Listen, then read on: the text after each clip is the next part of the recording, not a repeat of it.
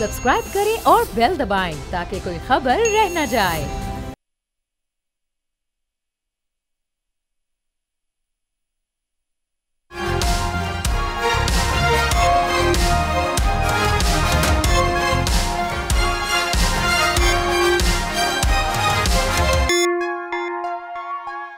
नाज़रीन अस्सलाम वालेकुम। तब्दीली विद डॉक्टर दानिश के साथ हाजिर हैं। कराची और सिंध, यानी कराची को हम अलग नहीं कर रहे हैं, कराची सिंध का दारुल हुकूमत है।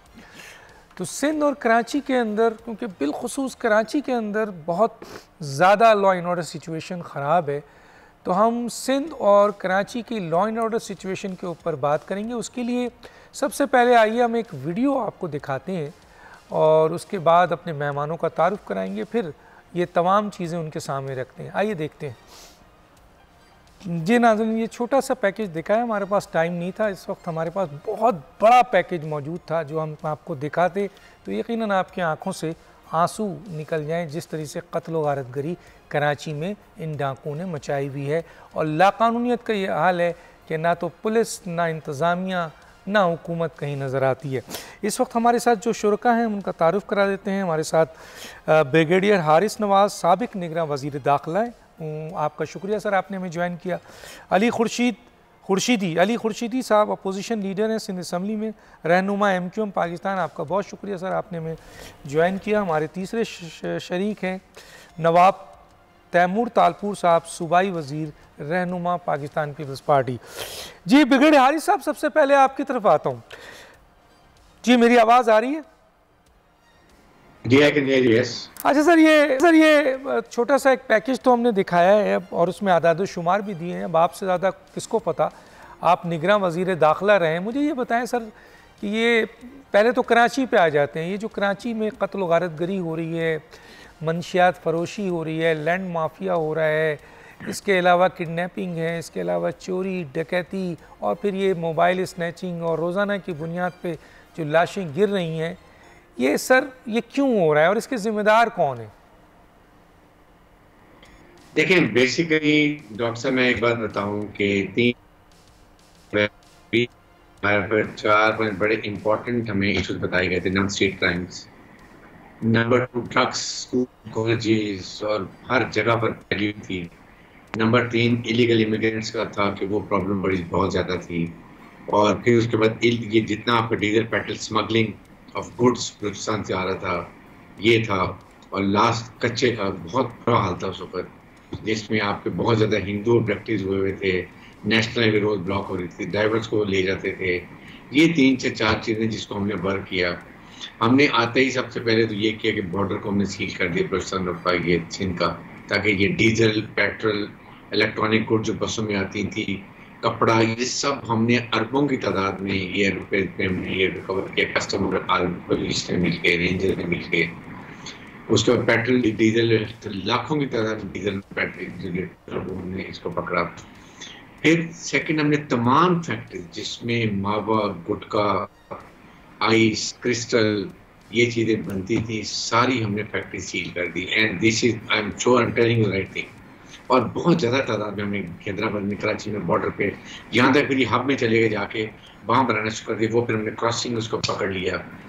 और फिर स्ट्रीट क्राइम ने, देखिए स्ट्रीट क्राइम ने ऑनेस्टली ये कि मैं ये I don't want to blame anything, I am talking about my own government. उसमें हमने ये किया कि आपने 125 के करीब डिकॉइट्स हमने ये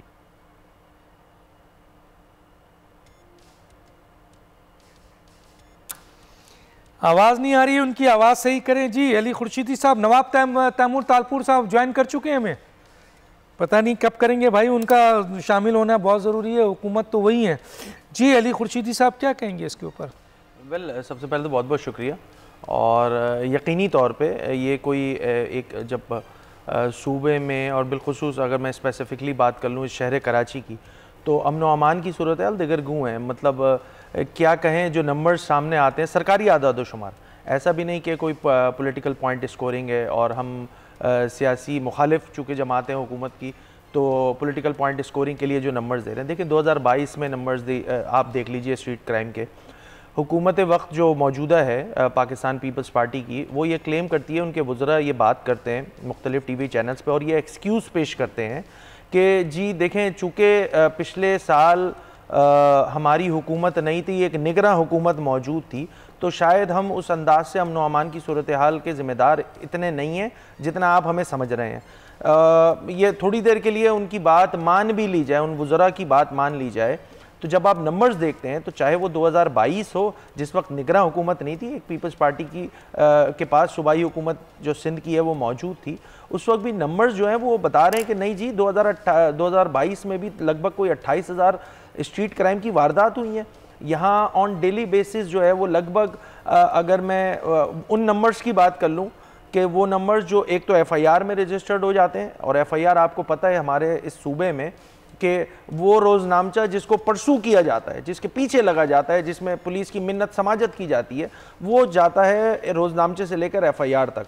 तो अगर उन FIRs के नंबर, सर नंबर को छोड़े, हमें सारे नंबर हमारे पास हैं, हमें तो ये बताइए कि ये जो कराची में माँ बहन बेटी बहू बच्चा बच्ची शहीद हो रहे हैं, मर रहे हैं, इनको कौन मार रहा है और क्यों मारा जा रहा है, और ये जो जिन पाकिस्तान के आइन के तहत जिनकी ज़िम्मेदारी है वो किसकी ज़िम्मेदारी है? वेल बड़ा क्लियर है हमारा आइन पाकिस्तान ये कहता है कि सूबे के अमन व अमान की ज़िम्मेदार जो है वो सूबाई हुकूमत होती है। और रही बात कौन मार रहा है, क्रिमिनल्स मार रहे हैं, डाकू मार रहे हैं, ये कोई ओवरनाइट चीज़, ये कोई ऐसी एक्स्ट्राऑर्डिनरी चीज़ पुलिस का है, ओवरनाइट पुलिस का, मैं आपको यही बताने लगा हूँ कि ओवरनाइट कोई चीज़ नहीं आई है कि कोई बोतल खोली हमने, वो स्ट्रीट क्राइम का जिन बाहर निकला और लोग जो है वो मरने लग गए। नहीं जनाब, ये पिछले 15 सालों से इस सूबे में मुतलकुल अनान पीपल्स पार्टी की हुकूमत मौजूद है।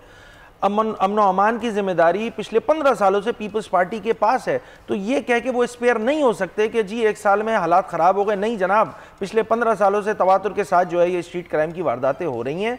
अब नंबर्स चूँकि आप मीडिया हजरात ने भी इन नंबर्स को जब बताना शुरू करो, और क्यों नहीं बताते, यहाँ तो सूरत हाल ये रही कि जब मीडिया नंबर्स बताने लगा, मीडिया वाक़यात जो है वो रिपोर्ट करने लगा, तो एक मिनिस्टर साहब है वो कोट करने लगे, नहीं जी मीडिया बड़ा एग्जैचुरेट करके बता रहा है। भाई मीडिया वो बता रहा है जो नजर आ रहा है। यहाँ सर ये जो मारे जा रहे हैं, कत्ल हो रहे हैं, इन डाकुओं को की सरपरस्ती कौन कर रहा है, ये जरा बताइए ना हमें, कौन लोग हैं? आप तो बाखबर लोग हैं। मैं कोई ब्लेम गेम में नहीं जाऊंगा, मैं बड़ी सिंपल सी बात करूंगा। ये जो यहाँ की पुलिस है, इस सूबे की जो पुलिस है, या कराची पुलिस चीफ हैं या IG साहब हैं, जो भी हैं, उनकी प्राइम रिस्पॉन्सिबिलिटी है लोगों की जान और माल का तहफ़्फ़ुज़ करना। वो इसको करने में नाकाम है। यहाँ पे बहुत सारे आपके मीडिया में ये चीज़ें रिपोर्ट हुई हैं कि जी शॉर्ट टर्म किडनैपिंग का भी एक कॉन्सेप्ट आ गया। ये सिंध में तो सारे अनोखे काम होते हैं कि यहाँ पर शॉर्ट टर्म किडनैपिंग करते कौन है? वही लोग करते हैं जो अमन अमान के रखवाले, तो पकड़े जाते हैं, गिरफ्तार होते हैं। कहाँ से आ रहे हैं ये? क्या गिरफ्तार होते हैं? पुलिस की कार्रवाई हो रही होती है, इनको गिरफ्तार करती है। एक SHO इलाके का बादशाह होता है, कानून उसके पास है, जो भी कानून बनाया गया है। तो आप समझते हैं कि ये SHO काम कर रहे हैं? नहीं जनाब, अगर पुलिस अपना काम कर रही होती तो ये वाकयात हम यहाँ बैठ के इस प्रोग्राम में डिस्कस नहीं कर रहे होते। इस मुल्क को और भी बहुत सारे मसाइल नबरदाजमा है ये मुल्क जो है हमारा, मगर हम यहाँ बैठ के उस इशू पे डिस्कशन कर रहे हैं जो शायद बहुत माइक्रो लेवल पे उसको मैनेज कर देना चाहिए था। देखिए प्रॉब्लम क्या हो रही है? प्रॉब्लम ये हो रही है कि इस शहर को ओनरशिप लेने के लिए तैयार नहीं है सूबाई हुकूमत। ये मेरी कीन ऑब्जर्वेशन है एज अ लेमैन। अगर मैं यहाँ पे होता क्या है, देखें सेहत की सहूलियात हमारे पास नहीं है। अगर मैं स्पेसिफिकली शहर की बात कर लूँ, शहर कराची के लोग जो है वो प्राइवेट अस्पतालों में जाते हैं। तालीम, सरकारी स्कूलों की तालीम का निज़ाम आपके सामने, आप लोग ज़्यादा बेहतर मुझसे जानते हैं कि इस सूबे में तालीम का क्या निज़ाम है। रह गया अमन अमान, यहाँ लोगों की जान माल। अब तो हालात इस नहज पे पहुंच गए। आपके डॉक्टर खालिद मकबूल सिद्दीकी ने अभी जो प्रेस कॉन्फ्रेंस की उसमें कहा है कि कराची में चोर और सिपाही दोनों का ताल्लुक कराची से नहीं। देखें यहाँ पे प्रॉब्लम क्या आ रही है कि आप जो है पूरी दुनिया में ये आजमूदा एक निज़ाम मौजूद है कि कम्युनिटी पुलिसिंग, लोकल पुलिसिंग का कॉन्सेप्ट मौजूद है। अच्छा भाई, पाकिस्तान में भी है, शहर कराची, मैं यही गुजारिश, पंजाब में भी है, मैं यही गुजारिश करने लगा हूं कि जब आप लाहौर में जाते हैं तो देखते हैं कि जी लाहौर की आवाम है, लाहौर शहर है, लाहौर के जो लोकल्स हैं वो पुलिस में जो है वो जिम्मेदारियां अंजाम दे रहे हैं। वो यकीनी तौर पर मुझसे ज़्यादा, मैं चूँकि कराची में रहने वाला हूँ, हूं, मुझसे ज़्यादा बेहतर अंदाज से उस शहर को जानते होंगे, इसीलिए वहाँ पे वो क्राइम के वो स्टैट्स नहीं नज़र आते हमें जो हमें कराची में नज़र आते हैं। इसी तरह लाड़काना की बात कर लें, पेशावर की बात कर लें, कोयटा की बात कर लें, मकामी पुलिसिंग का एक आजमूदा कॉन्सेप्ट है। अनफॉर्चुनेटली इस शहर के बेटों को वैसे ही रोज़गार की फराहमी बिल्कुल बंद हो चुकी है पिछले 15 सालों में। एक रह गया था अमन व अमान की जिम्मेदारी, जिसकी जिम्मेदार पुलिस होती है। आज आपको पुलिस में भी वो लोग नजर नहीं आते जो इस शहर में रहते हैं, जो इस शहर में खाते हैं, इस शहर में पीते हैं और इसी शहर में दफन हो जाते हैं। ये है अलमिया, ये है वो अलमिया जिसकी वजह से एक ये भी अलमिया है कि इसकी वजह से जो है यहाँ पर अमन उस अंदाज से कायम नहीं हो रहा, क्योंकि जो इलाके का एसएचओ होता है उसके उस शहर के साथ ओनरशिप नहीं होती है। क्या क्राइम में इन्वॉल्व है पुलिस? साहब समझते हैं ये एसएचओ इन्वॉल्व है? वेल, मीडिया रिपोर्ट करता है कि जी शॉर्ट टर्म किडनैपिंग में फलाने पुलिस की जो पार्टी है। और आप ये समझते हैं कि जो एसएचओ लगते हैं ये मेरिट पे लगते हैं या ये पॉलिटिकल इन्वॉल्वमेंट पे लगते हैं? ये बड़े एक डॉक्टर साहब ये एक आम शहरी को उठा लीजिए, उससे पूछ लीजिए। नहीं जनाब, ऐसा अगर हो रहा होता, मेरिट पे सारे काम हो रहे होते, तो आज हम बैठ के ये प्रोग्राम में बैठ के ये डिस्कशन थोड़ी कर रहे जी। होते। मैं आपसे आगे बात करता हूँ, जरा ब्रिगेडियर साहब से बात करूंगा। हारिस साहब, आप तो कह रहे हैं आपने बड़ा काम किया। अभी इन्होंने एक पॉइंट रेस किया, वो कहते हैं कि जी वजीर आला सिंध और पीपल्स पार्टी के वज़रा ये कहते हैं कि ये जो हालात ख़राब हुए हैं, ये किडनैपिंग, ये मंशियात, ये आपके ये डकैती और ये आपके चोरी और ये स्नैचिंग, ये सब निगरान हुकूमत का तोहफा है। कर रहा था कि जब हमने आपकी जिसमें टास्किंग की गई तो हमने बड़े सिंपल, एक तो हमने जितने एसएचओ पोस्ट किए थे वो उनके टेस्ट लिए, उनके इंटरव्यू हुए तो हमने पोस्टिंग की। नंबर 2, इन्वेस्टिगेशन प्रॉब्लम ये थी, इन्वेस्टिगेशन बहुत बोर होती थी और प्रोसिक्यूशन कमजोर थी, तो हर मुजरिम जब जज के पास जाता था 2 हफ्ते से 3 हफ्ते 4 हफ्ते सजा मिलती थी और ज्यादातर वो वैसे भरी हो जाते थे। तो हमने एक कलम डाल दिया था कि अब ये लिखा जाएगा कि ये मुजरिम पहले कितनी दफा जुर्म कर चुका है, 4 दफा कर चुका है, 5 दफा कर चुका है, डिटेल की थी। उसका ये फायदा था कि जज would give them maximum punishment. उसके बाद जब इन्वेस्टिगेशन ऑफिसर करता था तो हम प्रोसिक्यूटर कहते थे इसको वेट करो, चेक करो। एक तो हमने ये किया था। सबसे बड़ी वजह ये है कि हमारी कंटिन्यूटी पोस्टिंग नहीं है। आप एक एसएचओ पे जाएं, बोर्ड पे देखें, 1 महीना 2 महीना 3 महीने, बाय द टाइम 1 महीने से 3 महीने समझता है posted out. DSP and SSP आपको चाहिए टेन्योर पोस्टिंग। एसएचओ जो वो चेंज होगा जब उसकी चीज खराब कर देगी। अदरवाइज बहुत हमारा क्यों सिस्टम चलता है कि वहां 2 साल के लिए nobody can change, core commander नहीं चेंज कर सकते।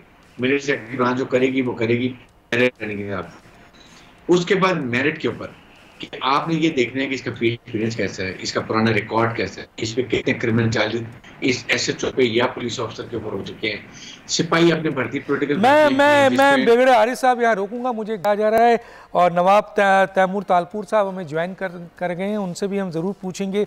एक छोटा सा ब्रेक लेते हैं नाज़रीन, फिर मैं ब्रिगेडियर हारिस से ही शुरू करूँगा। मेरा सवाल ब्रिगेडियर हारिस साहब समझिए कि ये जो कत्ल गारतगरी हो रही है, ये किडनैपिंग हो रही है, चोरी हो रही है, पुलिस क्या कर रही है, इंतज़ामिया क्या कर रही है, हुकूमत क्या कर रही है, इसके ज़िम्मेदार कौन है, क्या वजूहात है, इसके ऊपर मुझे ज़रा जवाब दीजिए। एक छोटा सा ब्रेक फिर वापस आते हैं।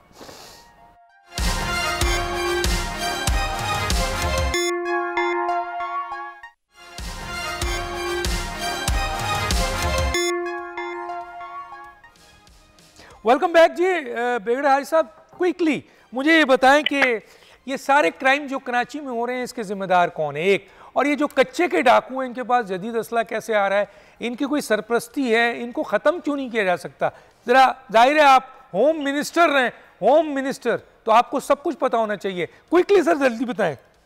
देखें, इसमें 3-4 चीज़ें हैं। अगर कच्चे की बात करते हैं, कच्चे में कोई अबडक्शन नहीं हो सकती, कोई क्राइम नहीं हो सकता अगर वहाँ के सरदारों के ऊपर सख्ती से हाथ डाला जाए, उनके ऊपर FIR रजिस्टर्ड की जाए और साथ उनको वार्निंग दी जाए, जो मैंने वार्निंग दी थी कि किसी के सरदार के एरिया में कच्चे में कोई अबडक्शन होगी या वो किलिंग होगी तो हम उस सरदार की तो सरदार तो सियासी लोग हैं ज्यादातर वहाँ पे सर, सरदार सरदारी जो देखें आपके MNA MP कुछ है, मैं I know Taimur family everybody there people are nice.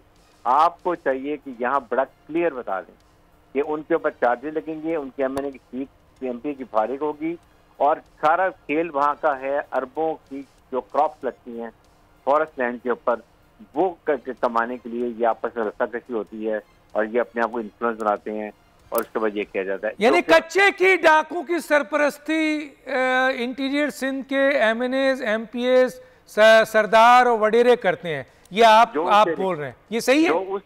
जो उस एरिया में कच्चे के एरिया में हैं उनकी मैं बात करता हूँ, नॉट। हाँ, मैं उन्हीं की बात कर रहा हूँ।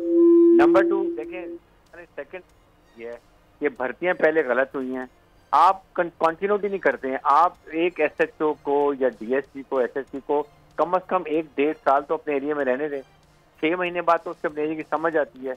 आप एसएचओ को जाके थाने में देखिए लेकिन ये बताएं, चले ये बताएं, आपका एक बयान है कि इन पुलिस में डाकुओं की भर्ती भी हुई है, ये बयान है सर? इसलिए कि देखिए, जब आप पॉलिटिकल एमएनएम को कोटा दे देंगे तो वो अपनी मर्जी के लाएंगे, सिक्योरिटी क्लियरेंस नहीं होती। अब हमने ये एक फैक्टर है। नंबर 2 है सोशो इकोनॉमिकल।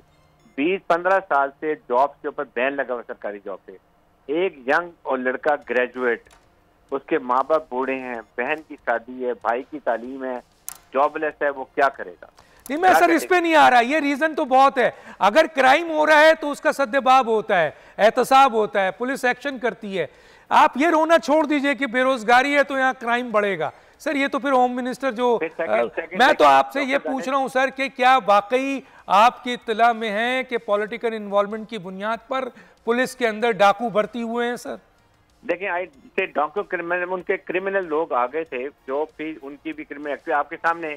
एक डीएसपी को लांडी में, औरंगी टाउन में, आपने याद है, वो पकड़ा गया, केस हुआ, अरेस्ट हुआ, कहाँ गया? अकाउंटेबिलिटी नहीं है। चलिए मैं आगे बात करूंगा। मैं आता हूँ जरा नवाब तैमूर तालपुर साहब को भी शामिल कर दूं।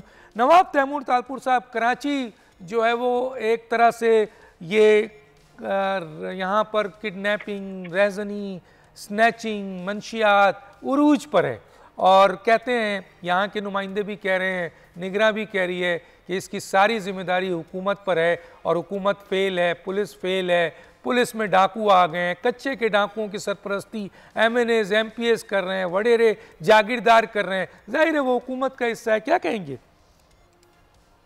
बहुत बहुत शुक्रिया।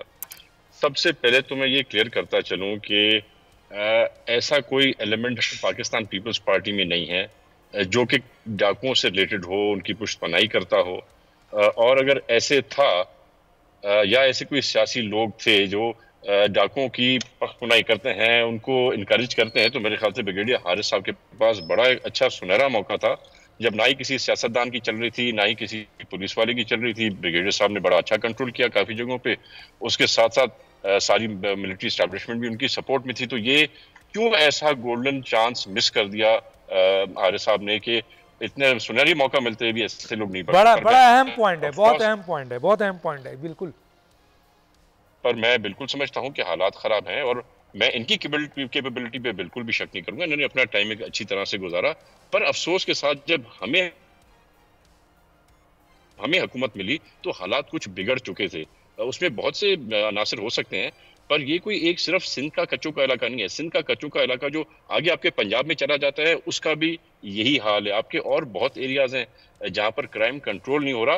फोकस में कराची का शहर और हमारा सिंध का बॉर्डर ज्यादा लोगों की नजर में होता है। पर ऑफ कोर्स ये हमारी सिंध हुकूमत की जिम्मेदारी है कि हम इस क्राइम को कंट्रोल करें। और मैं समझता हूं कि पिछले 8-10 दिन में काफी बेहतरी आई है।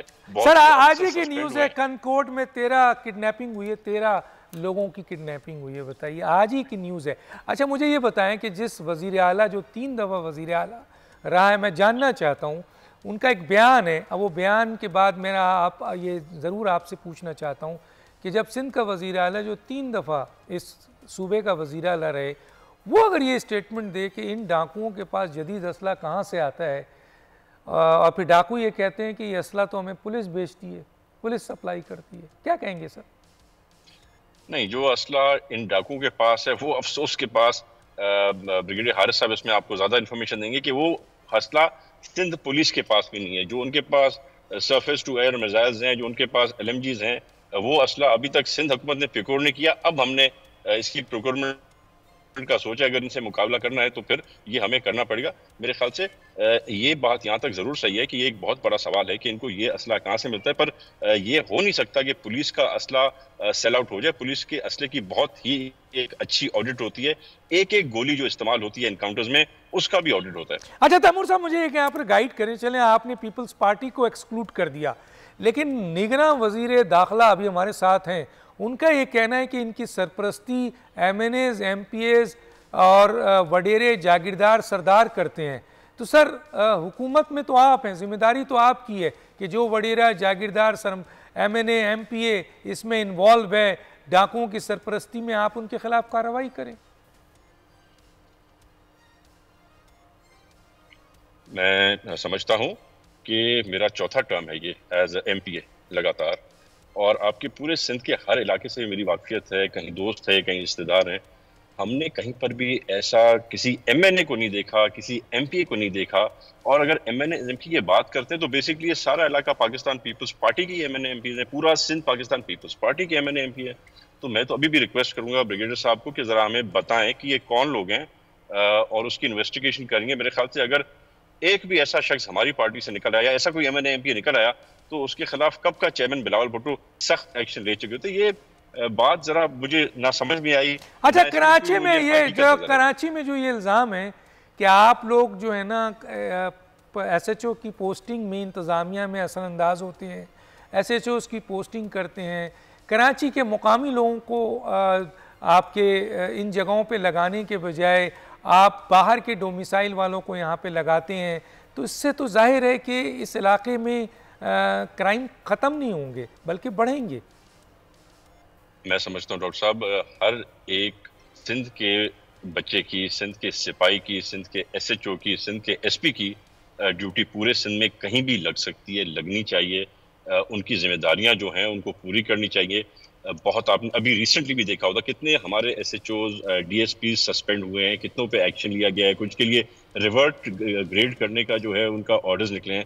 तो ये हम नहीं कर सकते लसानियत के बेसिस पे कि कोई सिंध के अंदर से आके कराची में ना बैठ सके, या कोई कराची का जो शहरी है जो कराची का डोमिसाइल रखता है वो जाके उमरकोट में या मीरपुर खास में क्यों नहीं। लेकिन सर जरा सा अगर कैलकुलेशन देखें, मुझे गाइड करें, मैं आपसे पूछना चाहता हूँ, कराची के 106 थाने हैं, उसमें से सर कहा यह जाता है, MQM इल्ज़ाम लगाती है, यहाँ की लोकल दूसरे लोग इल्ज़ाम लगाते हैं कि मेजॉरिटी थाने में जो SHOs हैं वो गैर मुकामी हैं, इनका डोमिसाइल बाहर का है। ज़रूर लगाएं, लेकिन क्या कराची में अहलियत नहीं है कराची के लोगों की कि इन जगहों पर एडमिनिस्ट्रेशन में, KDA में, MDA में या दूसरी जगहों पर यहाँ के लोकल लोग भी आए? सर डॉक्टर साहब, मैं समझता हूँ कि अगर मैं अभी ये लिस्ट खोलूँ और आपको बताऊँ तो आधे से ज़्यादा कराची के 60% ऑफ कराची के जो थाने हैं वो यहाँ के लोकल कराची के लोग, कराची के बाउंड्रीज के लोग सारे यहाँ पर तैनात हैं।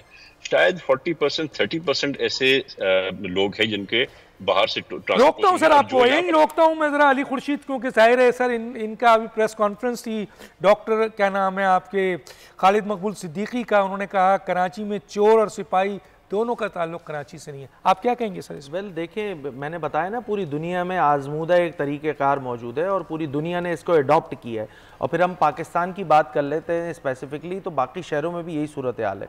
यहाँ मसला सिर्फ ये बहुत सारे जो कराची में क्राइम का जो मसला आ रहा है ना, ये जो स्ट्रीट क्राइम, आप उनकी इस बात को एग्री करते हैं कि 60% कराची वो एग्जैचुरेट करके नंबर्स बता रहे हैं, ना उनके पास लिस्ट मौजूद है, ना मेरे पास मौजूद है, अभी SHOs की लिस्ट मौजूद है। मगर बहरहाल ये सूरत हाल जो आपने अपने सवाल में बताई है कमोबेश ऐसे ही है, पहली बात। दूसरी बात मैं ये कह रहा हूँ कि जो आजमूदा तरीका होता है उसको अप्लाई किया जाता है अपने पास, अपने ममालिक में, अपने शहरों में, अपने सूबों में, ताकि सूरत हाल बेहतर हो सके। यहाँ पर मैं फिर दोबारा रिपीट कर रहा हूँ कि ये कह देना कि जस्ट बिकॉज ऑफ ये जो इंटरिम गवर्नमेंट आई थी उसकी वजह कर हालात ख़राब हुए, नहीं जनाब, ऐसी सूरत हाल नहीं है। मैंने आपको 2022 के नंबर बताए, उस वक्त कोई निगरान हुकूमत मौजूद नहीं थी। 28,000 से ज़ायद यहाँ पर रहजनी और स्ट्रीट क्राइम की वारदातें हुई हैं इस शहर में।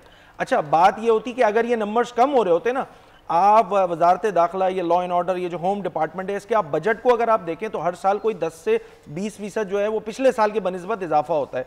अच्छा, इसी तरह जिस तरह बजट में इजाफा होता है तो इनकी परफॉर्मेंस में भी इजाफा होना चाहिए, इनकी कैपेसिटी बिल्डिंग होनी चाहिए। मगर यहाँ पर सूरत हाल ऐसी है कि आप नंबर्स उठा लें, मेरी ना सुने, आप इन्हीं के सरकारी नंबर्स उठा रहे हैं, हर साल क्राइम में 10 से 15% इजाफा होता है। अगर मैं 2022 को कोट करूंगा तो जब 2023 को मैं कोट कर रहा हूं तो 11% मुझे कराची के लोग वोट किसको देते हैं सर? सर बात नहीं, मेरे सवाल का जवाब दें। कराची का मैंडेट किसके पास है? इस दफा तो बिल्कुल क्लियर हो गया ना, तो सब कराची का मैंडेट आपके पास है, तो कराची के लोगों की हिफाजत की जिम्मेदारी आपकी, आप क्या कर रहे हैं? देखें, हुकूमत वक्त की जिम्मेदारी है। आप हुकूमतों में भी रहे हैं सर, पीटीआई में भी रहे हैं, अब भी आप हुकूमत का हिस्सा है ना सर। कल भी पीटीआई का हिस्सा थे, पीपल्स पार्टी का हिस्सा रहे हैं, एक तारीख है आपकी हुकूमत के अंदर। तवातुर के साथ इस मसले को टेकअप किया जा रहा है मुत्तहिदा कौमी मूवमेंट की। सर अभी बताए ना, आप कहीं नजर ही नहीं आ रहे, लोग मर रहे हैं, सूबाई असेंबली लोग मर रहे हैं गलियों में, चौराहे पे, सड़कों पे। कहाँ हैं सर एमक्यूएम के लोग? किधर हैं? कहाँ है उनके लीडरशिप? कहाँ है उनके एमएनए? कहाँ है एमपीए? कहाँ है उनकी आवाज? ये तो हम मीडिया में आपको बुला के आवाज सुना रहे हैं। सूबाई असेंबली सिंध में तहरीक इल्तवा जमा है, कल भी डिस्कशन हुई शहर कराची के मसाइल को लेकर, आज भी ये हाल है सर। जमहूरियत इस तरह हो जाएगा। अच्छा, आप देखिए, जमहूरियत पे जाना चाहते हैं, हमेशा आप जमहूरियत बचाने के लिए आप बहुत आसान सा तरीका कराची वालों को कुर्बान कर सर। सड़कें आजाद हैं, सड़कें खुली हुई हैं, शाहराएं खुली हुई हैं। अगर बात टेबल टॉक से नहीं हुई, ठीक नहीं हो सकी, तो बड़ा क्लियर मौजूद है, पार्टी की पॉलिसी मौजूद है, हम लोगों को ज्यादा देर तक रोक नहीं सकते। देखें, ये प्रॉब्लम सिर्फ किसी एक जमात से रिलेटेड नहीं है, इस शहर में रहने वाला हर शहरी इसका इफेक्टी है। किसी कोई एक खानदान ऐसा नहीं है, कोई एक ऐसा घर नहीं है कि जो स्ट्रीट क्राइम की वारदात का शिकार ना हो। यहाँ प्रॉब्लम जो है, जिम्मेदार हुकूमत है सर जी, ऑब्वियस पीपल्स पार्टी है, ऑब्वियस है। अच्छा, और 15 सालों से पुलिस इस क्राइम में इन्वॉल्व है सर। नहीं होती तो मीडिया क्या गलत रिपोर्ट कर रहा है? हारिस साहब, जरा आपकी तरफ आ जाता हूँ। हारिस साहब क्या कहेंगे? उन्होंने एक बड़ी जबरदस्त बात की है तैमूर साहब ने, कि देखिए पॉलिटिकल गवर्नमेंट में तो पॉलिटिकल लोगों का प्रेशर होता है, उनके खिलाफ कार्रवाई करने में ज़रा मुश्किल हालात होती है, इसमें कोई बड़ी बात नहीं, चाहे वो पंजाब हो। लेकिन सर आप तो निगरां थे, आपका तो कोई पॉलिटिकल इलेक्शन नहीं लड़ना था, आपने उनके खिलाफ कार्रवाई क्यों नहीं की जो कच्चे के डाकुओं की सरपरस्ती कर रहे थे? डॉक्टर दानिश, देखे बात सुने, जब मैंने अनाउंस किया था, मैं कच्चे में गया, मैंने विजिट किया, the crime rate came drastically down. हमने सारे हिंदू जब डकटीज से विदाउट पेइंग रैंसम रिकवर कर लिए, नेशनल हाईवे ब्लॉक नहीं हुई, कोई वहाँ पर एक्टिविटी बहुत कम हो गई, इसलिए हमने उनके खिलाफ कार्रवाई नहीं की, because they started cooperating with us. बात ये कि उसके साथ आप ये देखें कि कितना वहाँ पर हमने काम किया कि मैं जब गया, प्रॉब्लम वहाँ कच्चे का क्या है, कच्चे में जो आपकी पुलिस पोस्टें हैं कच्चे के एरिया में, they are on the mercy of dacoit. ना बंकर्स हैं, वो बेचारे 10 लोग हैं, 50 डेकॉइट होते हैं अपने सरदारों उस ट्राइब के, वो मोटरसाइकिल पे राशन लेने जाता है, जब मर्जी उसको उठा लेते हैं। हमने 6 पुलिस वाले हमारे उठा लिए वेपन के साथ, मैंने वो भी रिकवर किए, not a single ransom. Sir आपके साथ फौज है, आपके साथ पुलिस है, आपके साथ रेंजर्स है, आप रियासत हैं, आप हुकूमत हैं, आप चंद हजार, चंद 100 बल्कि रेजनों से, डाकुओं से खौफ खा रहे हैं सर। नहीं, उस वक्त एक और प्रॉब्लम देखें, पुलिस रेंजर्स है, फौज को हम काउंट नहीं करते, फौज को मैं कभी भी नहीं कहूँगा इन्वॉल्व करें, लेकिन उसके साथ हम जब गए थे तो वहाँ टोटल कच्चे में पानी भरा हुआ था, total. They were really enjoying that stay.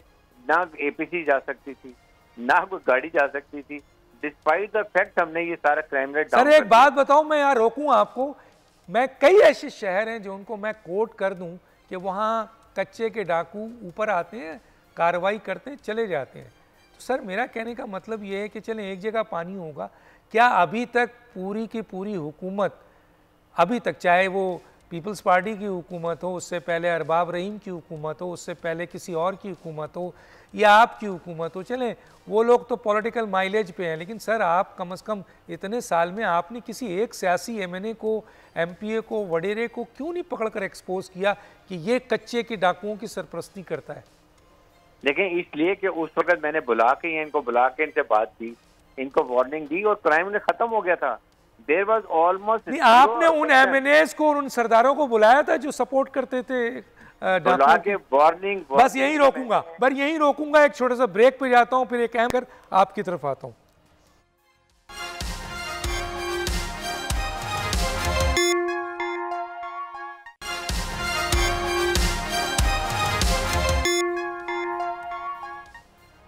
Welcome back.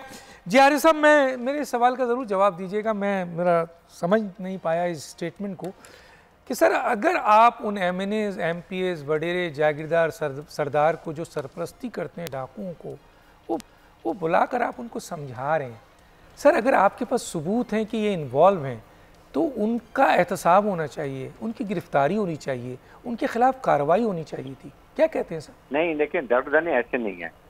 We were reported कि जी ऐसे, I called them, I warned them, और उसके बाद ड्रास्टिक जो है ना वो क्राइम रेट डाउन हो गया। सर ये छोड़ें, बिल्कुल ये मुझे इससे कोई गर्ज नहीं है। मुझे ये बताएं कि अगर आप ये कहते हैं ये लोग इन्वॉल्व हैं तो सर जुर्म तो कर दिया ना इन्होंने, तो इनके खिलाफ कार्रवाई। ऐसा नहीं है, इन्वॉल्व के साथ तो प्रूफ होना चाहिए ना। आई सेड कि अभी अगर हमें आपके बारे में कोई प्रूफ मिलता है, मेरे पास तो रिपोर्ट होती है, आपके एरिया में क्राइम होता है, I am going to book you, और आप रिकॉर्ड चेक करें उस वक्त कितना क्राइम रेट डाउन हुआ था। इस पर टोटली ड्रास्टिकली डाउन हो गया था।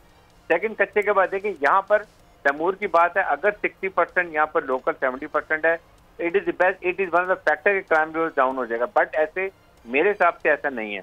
लोकल का जो है उसको अपने एरिया का पता है, अपने एरिया को जानता है, अपने रिस्पॉन्सिबिलिटी है, प्लस वो कम्युनिटी पुलिसिंग को इन्वॉल्व करेगा, लोकल कॉन्टैक्ट करेगा, he will prove better. But the only thing is कि SHOs को आप मेरिट पे लगाएं, SHOs को टेन्योर 1-1.5 साल करें, तब वो आपको रिजल्ट देगा। थानों की हालत ठीक करें, उनको रिसोर्सेज दें, ये चीजें। सस्पेंड करना इज नॉट एन आंसर। बात ये कि उसके बाद जब मुजरिम पकड़ा जाता है तो उसको प्रॉपर प्रोसिक्यूशन और इन्वेस्टिगेशन हो, ताकि 7 साल के लिए जाए, फिर देखें क्राइम रेट कैसे डाउन हो। अच्छा, हमने एज ए तालिब इल्म पढ़ा है सर कि जाहिर है 1934 का लॉ है, अभी भी है, 1898 का लॉ चल रहा है, 1861 का, 2002 का जो पुलिस ऑर्डर है उसमें 118 से कहीं ज़्यादा जो है तरमीम हो चुकी है। मैं इस पे नहीं जाना चाहता, मैं सिर्फ ये बताना चाहता हूँ सर, SHO बादशाह है।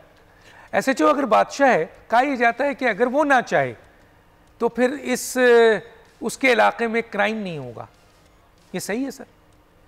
बिल्कुल ठीक है, आई डू एग्री। लेकिन ओनली थिंग इज कि अगर वो मेरिट पर हो, नंबर 2 अकाउंटेबिलिटी हो, और नंबर तो इसका मतलब यह है कि क्राइम कराने में SHOs शामिल हैं, और SHOs को लगाने वाले पॉलिटिकल पार्टीज के MNAs और लीडर हैं और हुकूमत है। जी, मैं जरा आपकी तरफ आ जाऊं जनाब तैमूर साहब, आप इस पे जरा सा रोशनी डालेंगे सर?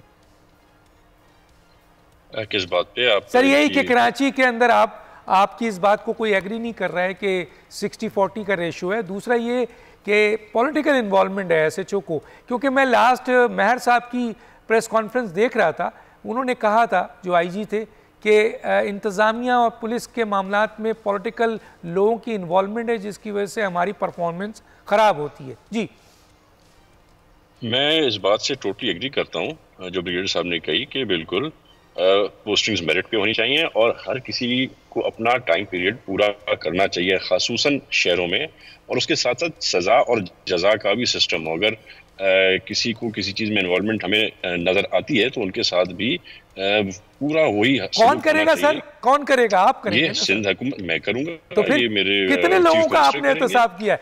मैं चले लाशें बता देता हूँ, 62 लाशें गिरी हैं कराची में। अब मुझे आप बताएं सर कि 62 लाशें गिराने वालों में कितनों को आपने कैफर किरदार तक पहुंचा दिया है? एक मैं आपको बहुत ही अच्छी और मेरिट की बात बताऊं जो कि शायद हारिस साहब को पता हो, अगर वो टैप ऑन करते हैं अभी भी अपने साबिका डिपार्टमेंट सर, कि यहाँ पर इस वक्त जितनी भी पोस्टिंग्स हुई हैं तकरीबन पूरे सिंध में, इंक्लूडिंग मेरा डिस्ट्रिक्ट उमरकोट, डिस्ट्रिक्ट मीरपुर खास, डिस्ट्रिक्ट तकरीबन किसी भी इलाके में ना मशवरा लिया गया है, ना MPA से, ना MNA से, ना मिनिस्टर से। तो एक अच्छी बिगिनिंग है जिसपे कुछ शायद दोस्तों को एतराज भी हुआ हो, पर ओवरऑल एक बड़ा अच्छा डिफरेंट राय। अच्छा, मेरे सवाल का जवाब तो दे दें ना सर, मेरे सवाल का जवाब दे दें कि SHO बादशाह होते हैं। मैंने कानून भी गिनवा दिया, मुझे सिर्फ ये बता दें कि सर 62 लाशें, चलें 2023 छोड़ें, 2024 छोड़ें, 2022 छोड़ें, मैं तो अभी की बात कर रहा हूँ सर। अभी रमज़ानों में तकरीबन कोई 27 लाशें गिरी हैं सर। इनको मारने वाले जो आवाम के हद तो चढ़ गया 1-2 तो वो तो सामने है, बाकी हुकूमत ने कितने लोगों को कैफर किरदार तक पहुंचाया है? ये दे सर, मैं इनका आखिरी वो पॉइंट लेता हूं, फिर मेरा वक्त खत्म हो जा रहता है। मैं समझता हूं ये सिंध हुकूमत का जिम्मा है, हम इसको कबूल करते हैं जिम्मों को। मेरे पास ये फैक्ट्स एंड फिगर्स तो एट द मोमेंट नहीं होंगे। मुझे ये पता है कि पिछले दिनों में रमजान के एंड में बहुत लोग गिरफ्तार हुए हैं, बहुत लोगों को अंडर कस्टडी लिया गया है और जो इम्प्रूवमेंट थोड़ी बहुत आई थी उसके बाद ही आई थी। तो एग्जैक्ट फिगर्स या नंबर्स में आपको नहीं बता सकता, मैं आपसे ये कंफर्म कर सकता हूं कि बहुत से लोग। अब एक और जुमला कह के मैं आगे चलूंगा, इसका कहते हैं एमक्यूएम ने कह दिया हम सड़कों पे आ रहे हैं, बहुत हो गया। जाहिर है वो आपके खिलाफ आ रहे हैं, हुकूमत के खिलाफ आ रहे हैं एहतजाज में, कराची के फेवर में। इसके ऊपर कमेंट्स करेंगे सर? मैं ज़रा जाता हूँ फिर अली खुर्शीदी साहब की तरफ।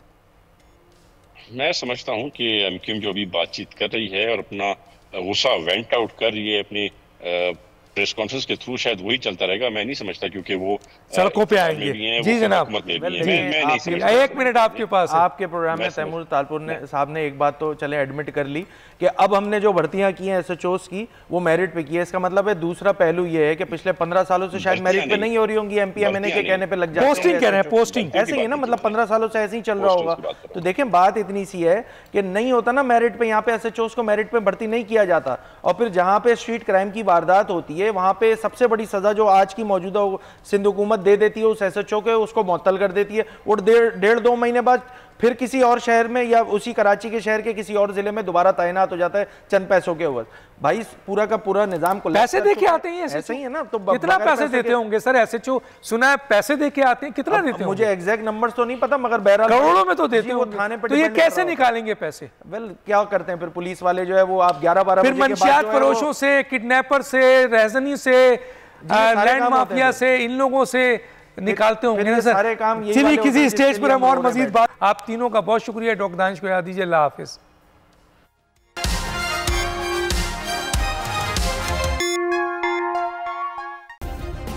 सब्सक्राइब करें और बेल दबाएं ताकि कोई खबर रह न जाए।